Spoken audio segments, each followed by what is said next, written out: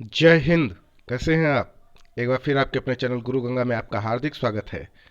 आज के वीडियो में हम लोग पौधों के रोगों से संबंधित प्रैक्टिस सेट को हल करेंगे, टेस्ट सीरीज को हल करेंगे। ये बहुत इंपॉर्टेंट टॉपिक है। इससे संबंधित प्रश्न विभिन्न प्रतियोगी परीक्षाओं में पूछे जाते हैं। तो चलिए शुरू करते हैं आज की इम्पोर्टेंट कक्षा। तो चलिए पहला प्रश्न देखते हैं। पहला प्रश्न कहता है, पादप रोगों का सबसे उत्तरदायी कारक कौन है? पौधों के रोगों का सबसे उत्तरदायी कारक कौन सा होता है वो आपको बताना है। ए कहता है फफूंदी, बी कहता है प्रोटोजोआ, सी कहता है विषाणु और डी कहता है जीवाणु। तो इसका सही उत्तर क्या है वह आपको बताना है। आप भी उत्तर देने का प्रयास करें ताकि आपको भी पता लगे आपकी तैयारी कितनी है। तो बताएं, पादप रोगों का सबसे उत्तरदायी कारक कौन है? फफूंदी बिल्कुल सही उत्तर है आपका।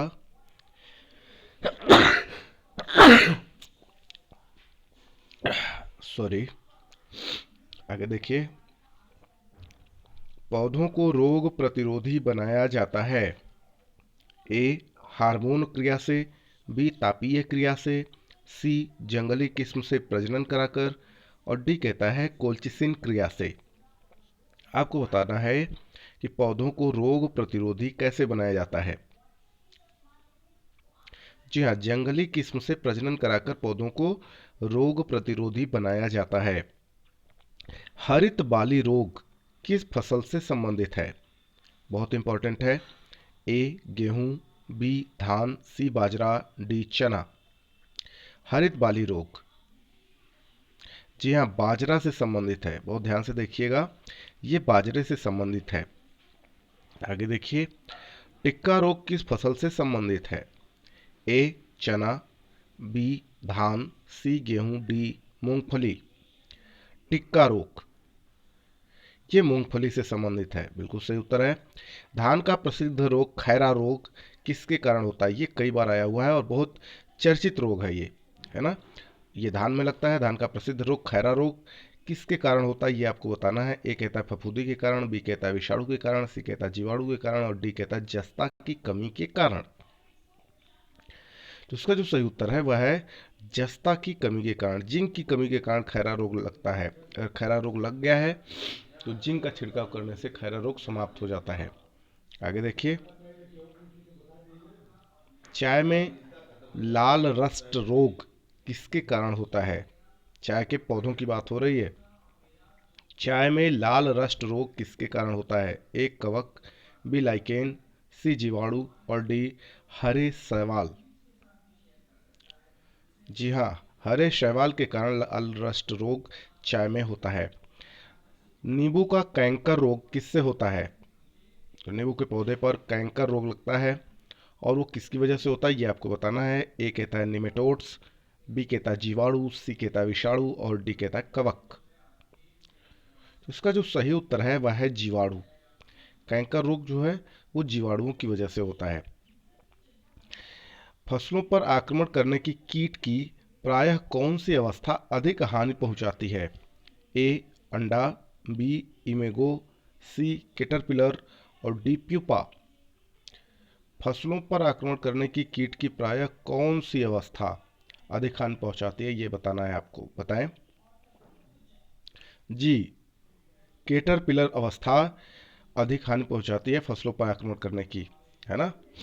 आगे देखिए, मिलीबग किस फसल से संबंधित है? देखिए ये कई बार आया हुआ प्रश्न है मिलीबग का, तो इसको आप ध्यान से देखिएगा। मिलीबग किस फसल से संबंधित है? ए सरसों, बी धान, सी टमाटर, डी बैगन। तो इसका सही उत्तर आप बताएं। मिलीबग सरसों से संबंधित है। किससे है? सरसों से संबंधित है। गेहूं से संबंधित रस्ट रोग पर कार्य करने वाले वैज्ञानिक का नाम है, क्या है वह आपको बताना है। ए कहता है डी पंत, बी कहता है केसी मेहता, सी कहता है बिरबल साहनी और डी कहता है एच सी बोल्ड। तो इसका जो ठीक उत्तर है वह है केसी मेहता। गेहूं से संबंधित जो रोग होता है रस्ट रोग, उस पर कार्य करने वाले जो वैज्ञानिक थे उनका नाम है केसी मेहता। अग्नि नीरजा रोग बड़ा इंपॉर्टेंट है भाई, ये भी ये आरआरबी वगैरह में पूछा गया है एसएम के लिए, है ना। और उसके अलावा भी अन्य प्रतियोगी परीक्षाओं में पूछा गया है। तो आप ध्यान से देखिए, अग्नि निर्जा रोग किससे संबंधित है? ए सेब से, बी आम से, सी अंगूर और डी केला। किससे संबंधित है?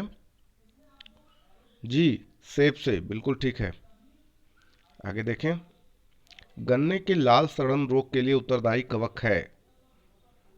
लाल सड़न रोग के लिए उत्तरदायी जो कवक है उसका नाम आपको बताना है, ठीक ना। तो बताइए।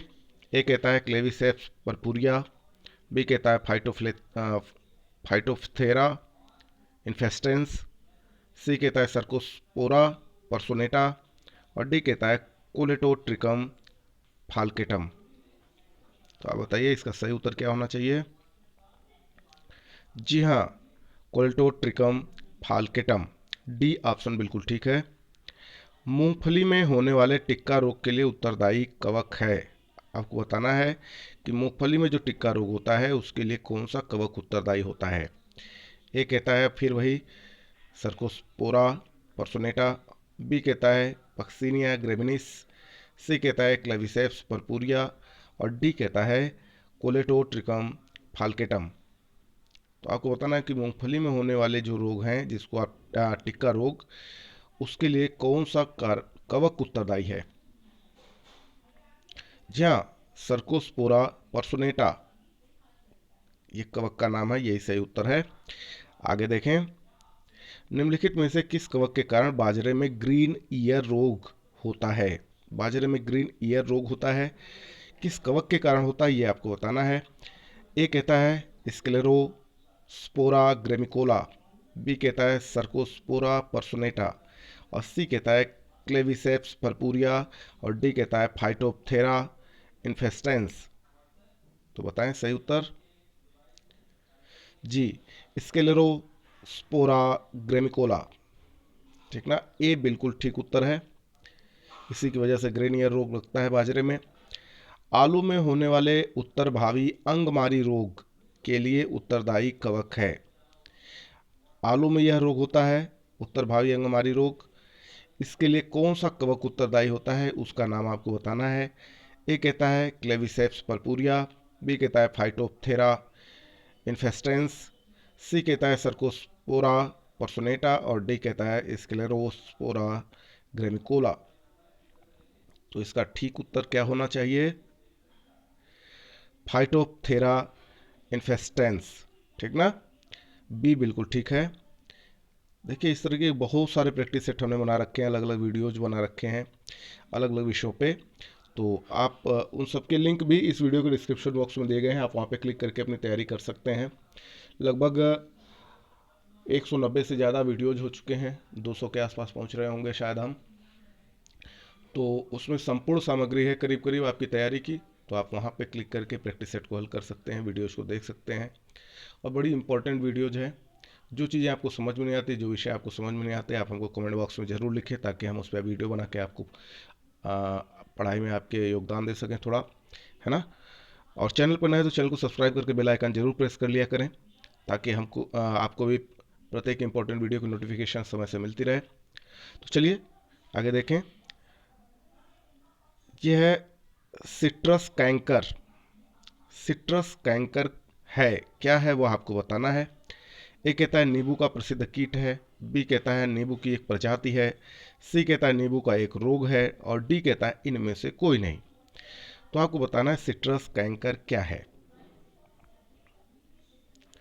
जी हाँ, जो सिट्रस कैंकर है वह है नींबू का एक रोग, ठीक ना, ऊपर भी शायद आया हो। आगे चलें। देखिए सुमेलित करना है, इस तरीके के प्रश्न हम बार बार बोलते हैं अपने वीडियोज में प्रैक्टिस सेट में कि इस तरह के प्रश्न आने की संभावना हमेशा अधिक होती है। तो आप ऐसे प्रश्नों का अभ्यास एक दो बार जरूर कर लिया करें, कभी प्रैक्टिस सेट को रटने का प्रयास ना करें। एक दो बार हल करेंगे आपको स्वतः सारी चीज़ें याद हो जाएंगी, ठीक ना। चलिए, एक तरफ पादप रोग लिखा हुआ, दूसरी तरफ उसके संबंधित कारक लिखे हुए हैं। सूची 1 और सूची 2 के रूप में दिया हुआ है। सूची 1 में कहा, ए कहता है गन्ना का लाल सड़न, इसका कारक कीट है। बी सिट्रस कैंकर का कारक फफूंदी बताया गया है। आलू का कृष्णकांत रोग, इसका संबंध जीवाणु से बताया गया है। और गेहूं का सेहू रोग, ऑक्सीजन की कमी इसका कारक बताया गया है। आपको मैच कराना है। आपके पास ऑप्शन के रूप में ABCD करके 4 ऑप्शन नीचे दिए हुए हैं। तो चलिए देखते हैं इस प्रश्न का सही आंसर क्या होगा। मिलाइए, मैच कराइए। तो सबसे पहले देखिए, गन्ना का जो लाल सड़न रोग है वह फफूंदी के कारण होता है। किसके कारण होता है? फफूंदी के कारण होता है। ठीक है। सिट्रस कैंकर, इसका जो कारक है वह है जीवाणु। क्या है? जीवाणु। आलू के कृष्णकांत रोग का जो कारण है वह है ऑक्सीजन की कमी। और गेहूं का सेहू रोग जो होता है ये कीट की वजह से होता है। किसकी वजह से? कीट की वजह से होता है। तो अब आप देख लें इसका सही उत्तर क्या बना। देखिए, ए का 2 बना है ना, तो यहाँ 2 लिख लें।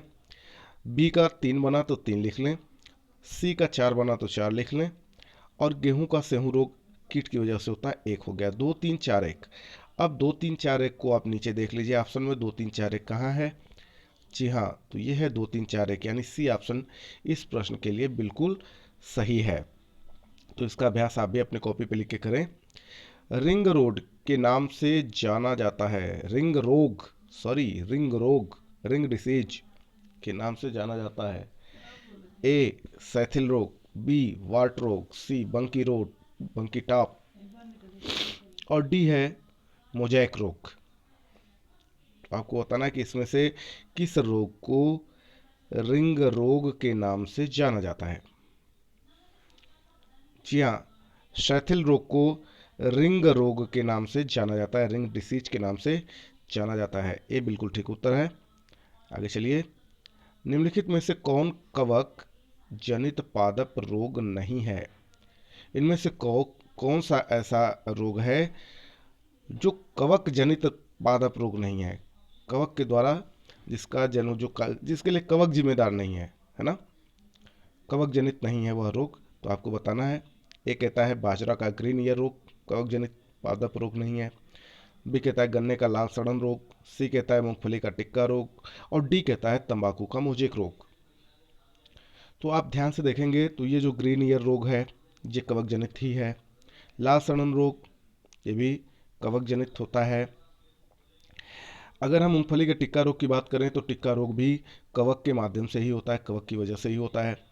तो ये तंबाकू का जो मोजेक रोग है यही कवक जनित पादप रोग नहीं है। तो सही उत्तर यही होता है, तंबाकू का मोजेक रोग। तो यह इंपॉर्टेंट वीडियो अब पूरा हुआ। यदि यह वीडियो आपको पसंद आता है तो इसे लाइक जरूर कर अपने मित्रों में शेयर करना ना भूलें। चैनल पर नए, चैनल को सब्सक्राइब करके बेल आइकन को प्रेस कर दीजिए ताकि प्रत्येक इंपॉर्टेंट वीडियो की नोटिफिकेशन आपको भी समय से मिलती रहे। और फिर मिलते हैं हम अगले इंपॉर्टेंट वीडियो में। तब तक के लिए आप सभी लोगों को जय हिंद।